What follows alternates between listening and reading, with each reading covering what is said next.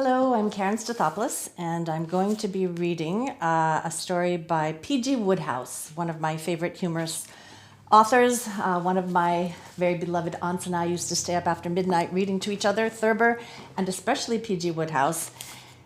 And we love cats. I love cats. My family loves cats. We've always had cats, lots of cats. So this story really called to us. It's called Goodbye to All Cats. And it's edited by me to fit into our time period. So what we find our hero sitting in his gentleman's club and his friends wondering why he's taken a sudden antipathy to all cats. This is the story. I think the trouble with Freddie, said the Crumpet, is that he always gets off to a flying start. He's a good-looking sort of chap who dances well and can wiggle his ears, and the girl is dazzled for the moment, and this encourages him. From what he tells me, he appears to have gone very big with this Prenderby girl at the outset. So much so, indeed, that when she invited him down to Matcham's scratchings, he had already bought his copy of Whatever Young Bridegroom Ought to Know. Rummy, these old country house names, mused the Bean. Why scratchings, I wonder? Freddie wondered too till he got to the place. Then he tells me he felt it was absolutely the mot juste. This girl Dahlia's family, you see, was one of those animal-loving families, and the house, he tells me, was a frothing maelstrom of dumb chums, as far as the eye could see. You get these conditions here and there in the depths of the country, and this Matcham place was about 6 miles from the nearest station. It was at this station that Dahlia met Freddie in her two-seater, and on the way to the house there occurred a conversation which I consider significant, showing, as it does, the cordial relations which existed between the young couple at that point in the proceedings. "I do want you to be a success, Freddie," said the girl, after talking a while of this and that. "Some of the men I've asked down here have been such awful flops. The great thing is to make a good impression on Father." "I will," said Freddie. "He can be a little difficult at times." "Lead me to him," said Freddie. "That's all I ask. Lead me to him." "The trouble is, he doesn't much like young men." "He'll like me." "He will he?" "Rather." "What makes you think that?" "I'm a dashed fascinating chap." "Oh, you are?" "Yes, I am." "You are you?" "Rather." Upon which she gave him a sort of a push, and he gave her a sort of a push, and she giggled and he laughed, and, well, you can see that situation that love was beginning to burgeon in the girl's heart at this point. Naturally, Freddie gave a good deal of thought during the drive to this father of whom the girl had spoken so feelingly, and he resolved that he would not fail her. He proposed to exert upon this father the full force of his magnetic personality, and he looked forward to registering a very substantial hit. Which being so, I need scarcely tell you that Freddie's first act on entering Sir Mortimer Prenderby's orbit was to make the scaliest kind of floater, hitting him on the back of the neck with a tortoiseshell cat not 10 minutes after his arrival. His train had been a bit late. There was no time on reaching the house for any stately reception or any of that welcome to Meadowsweet Hall stuff. The girls simply shot him up to his room and told him to dress like a street because dinner was in a quarter of an hour. Well, Freddie was doing quite well when, looking round for his shirt, which he had left on the bed, he saw a large tortoiseshell cat standing on it, kneading it with his paws. Well, you know how a fellow feels about his shirt. For an instant, Freddie stood spellbound. Then, with a hoarse cry, he bounded forward, scooped up the animal, and carrying it out onto the balcony, flung it into the void. An elderly gentleman coming around the corner at that moment received a direct hit on the back of his neck. "Hell!" cried the elderly gentleman. A head popped out of a window. "Whatever is the matter, Mortimer?" "It's raining cats." "Nonsense, it's a lovely evening," said the head and disappeared. Freddie thought an apology would be in order. "I say," he said. The old gentleman looked in every direction and finally located Freddie on his balcony. I say, said Freddie, I'm awfully sorry you got that nasty buffet. It was me. It was not you, it was a cat. I know. I threw the cat. Why? Well, damn fool. I'm sorry, said Freddie. Go to blazes, said the old gentleman. Freddie backed into the room and the incident closed. Well, Freddie is a pretty slippy dresser as a rule, but this episode had shaken him. He arrived at the dining room just in time to dead heat with a final spoonful of soup. Awkward, of course, but he was feeling in pretty good form owing to the pleasantness of the thought that he was shoving his knees under the same board as the girl Dahlia. So having nodded to his host, who was glaring at him from the head of the table, he started to make sparkling conversation to Lady Prenderby. Charming place you have here, what? Lady Prenderby said that the local scenery was generally admired. She was one of those tall, rangy, Queen Elizabeth sort of women with tight lips and cold, blancmange eyes. Freddie didn't like her looks much, but he was feeling, as I say, fairly fizzy, so he carried on with a bright zip. Pretty good hunting country, I should think. I believe there is a good deal of hunting near here, yes. I thought as much, said Freddie. Ah, that's the stuff, is it not? A cracking gallop across the country with a jolly fine kill at the end of it. What? Hark forward, yoicks, tally-ho, I mean to say, and all that sort of thing. Lady Prenderby shivered austerely. I fear I cannot share your enthusiasm, she said. I have the strongest possible objection to hunting. I have always set my face against brutalizing blood sports. Oh, this was a nasty jar for poor old Freddie, who had been relying on the topic to carry him through at least a couple of courses. It silenced him for the nonce. Then he heard his host, who had been glowering for 6.5 minutes, practically without sensation, put a hand in front of his mouth and addressed Dahlia across the table. Freddie thinks he was under the impression that he was speaking in a guarded whisper, but as a matter of fact, the words boomed through the air as if he had been a costermonger calling attention to his Brussels sprouts. Dahlia! Yes, father? Who's that ugly feller? Hush! What do you mean, hush? Who is he? Mr. Widgeon. Mr. who? Widgeon. Who asked him here? I did. Why? He's a friend of mine. Well, he looks a pretty frightful slab of young damnation to me, what I'd call a criminal face. Must be a lunatic, too. Throws cats at people. Please, father. Don't say please, father. No sense in it. I tell you, he does throw cats at people. He threw one at me. Half-witted, I'd call him, if that. Besides being the most offensive-looking young toad I've ever seen on the premises. How long's he staying? Till Monday. My God, and today's only Friday, bellowed Sir Mortimer Prenderby. Well, it was an unpleasant situation for Freddie, of course, and I'm bound to admit he didn't carry it off particularly well. All in all, he wasn't so dashed sorry when dinner came to an end. As he and Sir Mortimer were the only men at the table, most of the seats having been filled by a covey of mildewed females who he classified under the general heading of aunts, it seemed to Freddie that the moment had now arrived when he and Dahlia's father would be able to get together once more in happier conditions. But apparently Sir Mortimer had his own idea of the duties and obligations of a host. Instead of clustering round Freddie with decanters, he simply gave him a long, lingering look of distaste and shot out of the French windows into the garden. A moment later, his head reappeared and he uttered the words, "You and your damn cats!" Then the night swallowed him again. Freddie was a good deal perplexed, especially when Sir Mortimer's head came into view again, and its owner, after giving him another of those long, lingering looks, said, "Cats, forsooth!" and disappeared once more. Freddie was now definitely piqued. It was all very well, he felt, Dahlia telling him to make himself solid with her father, but how can you make yourself solid with a fellow who doesn't stay put for a couple of consecutive seconds? He said finally, "I shall join the ladies," he said with dignity. God help them, replied Sir Mortimer Prenderby in a voice instinct with the deepest feeling, and vanished once more. Freddie's mood as he made for the drawing room was thoughtful. I don't say he has much sense, but he's got enough to know when he is and when he isn't going with a bang.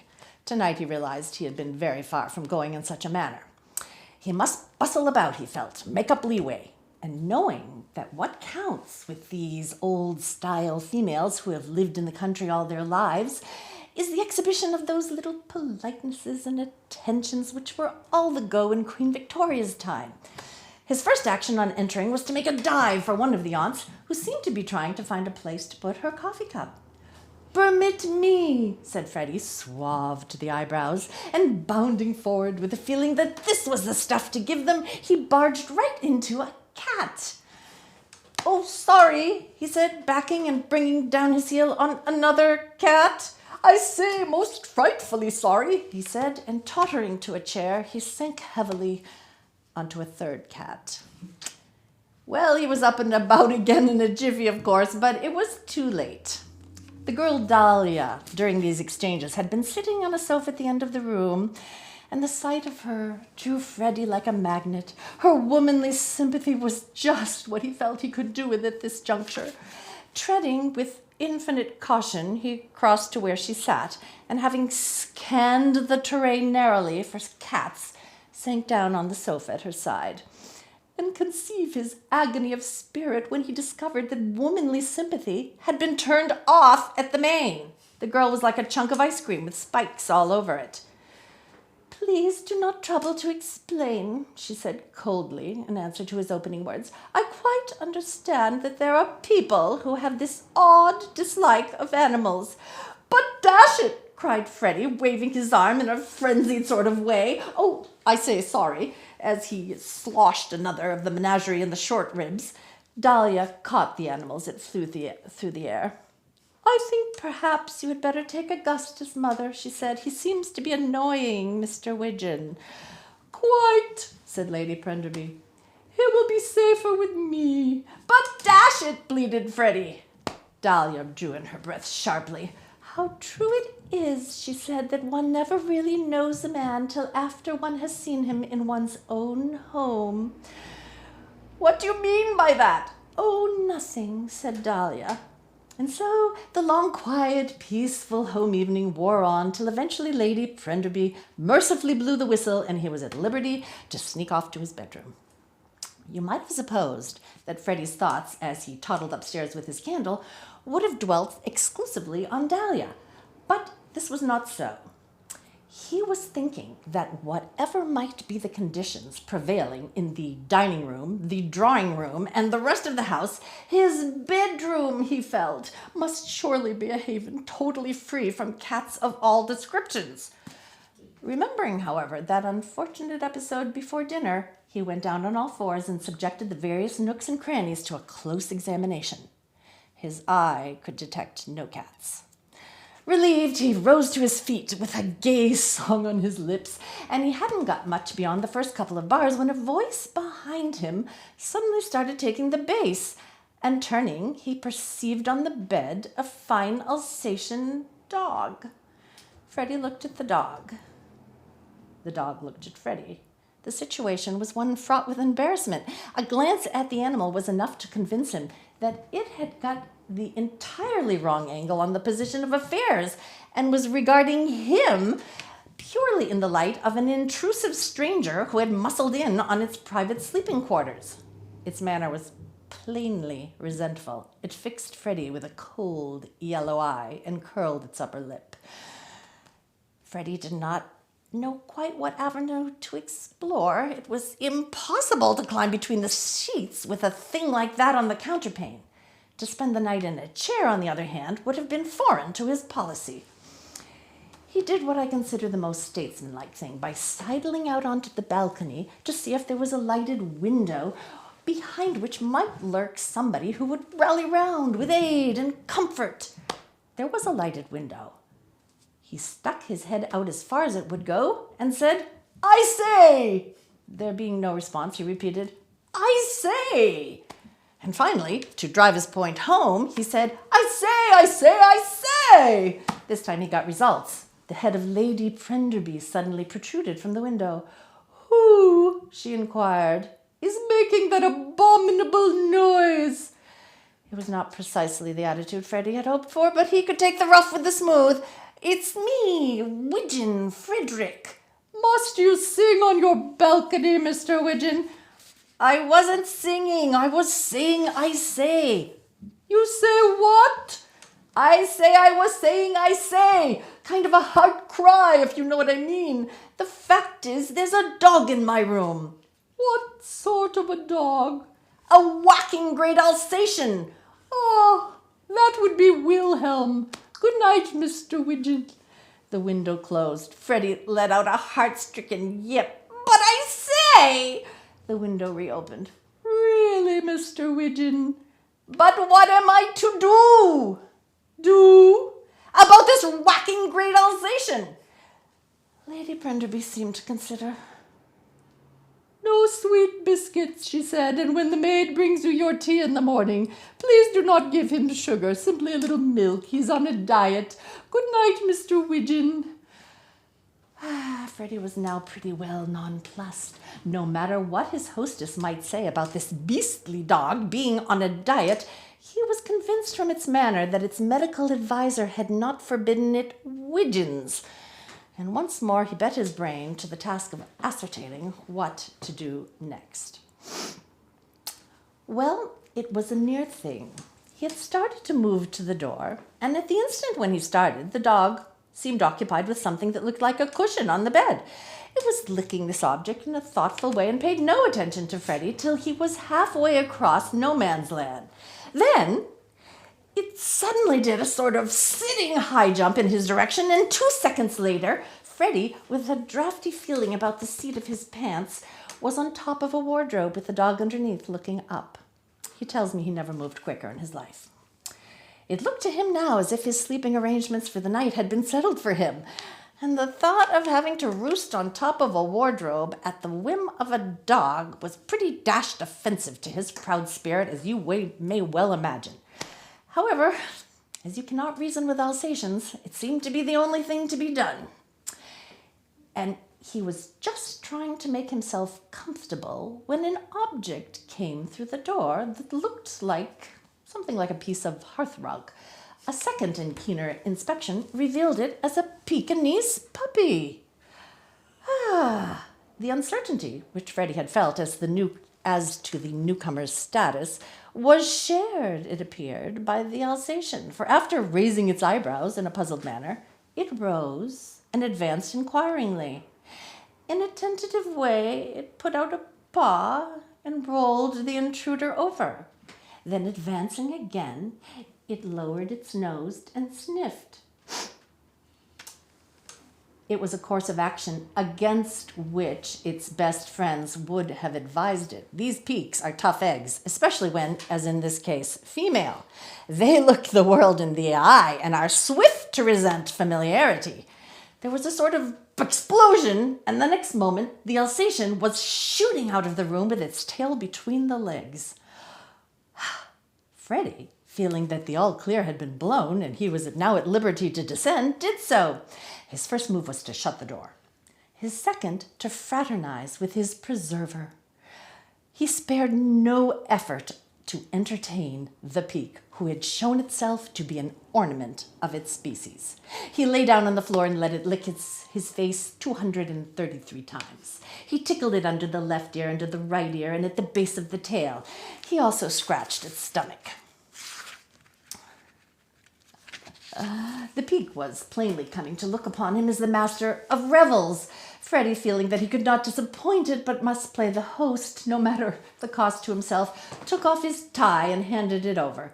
He would not have done it for everybody, but he says where this life-saving peak was concerned, the sky was the limit. Well, the tie was quite popular. It was a success from the start. The peak chewed it and chased it and got entangled it, and then an unfortunate thing happened. It misjudged the distance and banged its head a nasty wallop against the leg of the bed. A moment later, Freddie's blood was chilled by a series of fearful shrieks.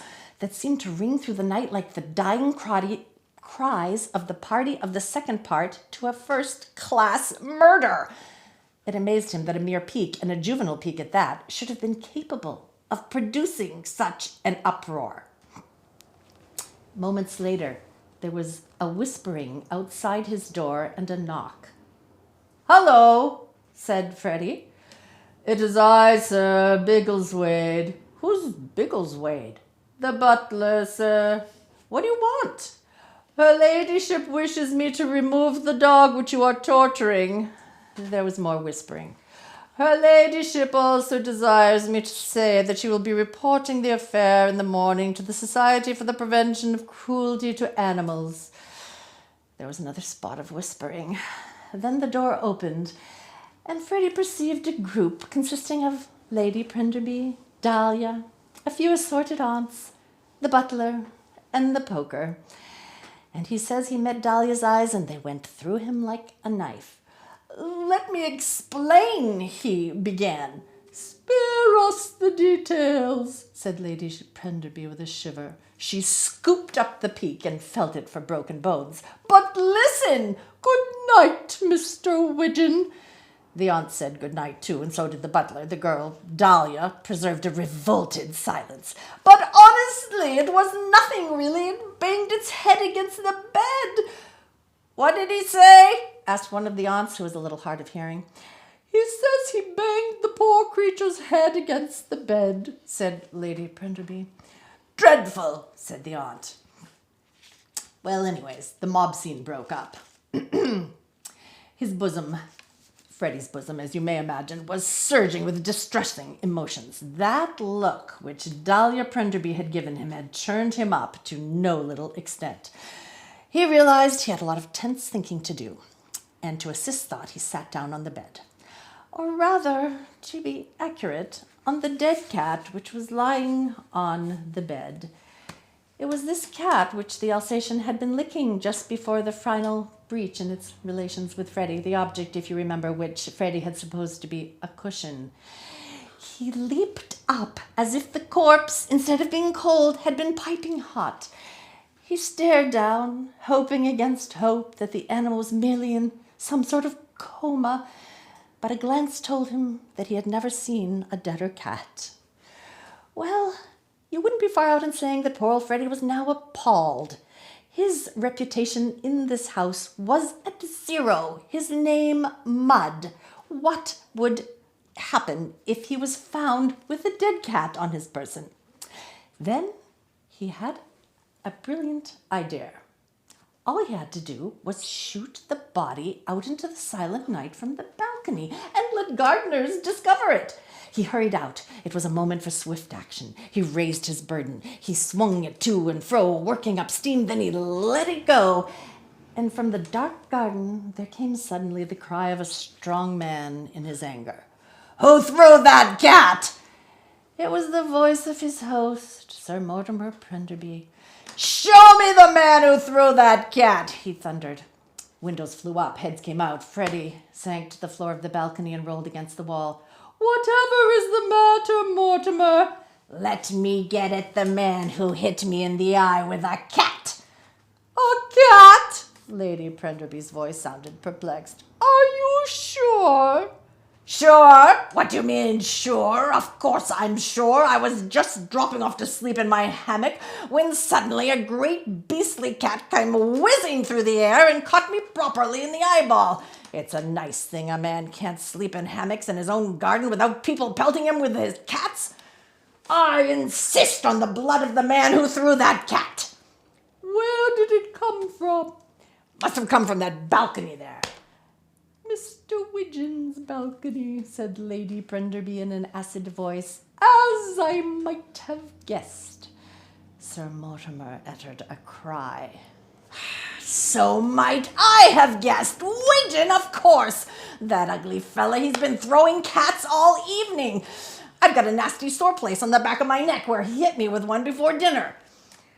"Well, Mortimer," said Lady Prenderby, "do nothing rash. The man is evidently a very dangerous lunatic. I will send Biggleswade to overpower him. He has the kitchen poker." Well, little remains to be told. At 2:15 that morning, a somber figure in dress clothes, without a tie, limped into the little railway station of Lower Smattering-on-the-Whistle, some 6 miles from Matcham Scratchings. At 3:47 it departed Londonwards. It was Frederick Widgeon. He had a broken heart and blisters on both heels, and in that broken heart was that loathing for all cats which you recently saw evidenced.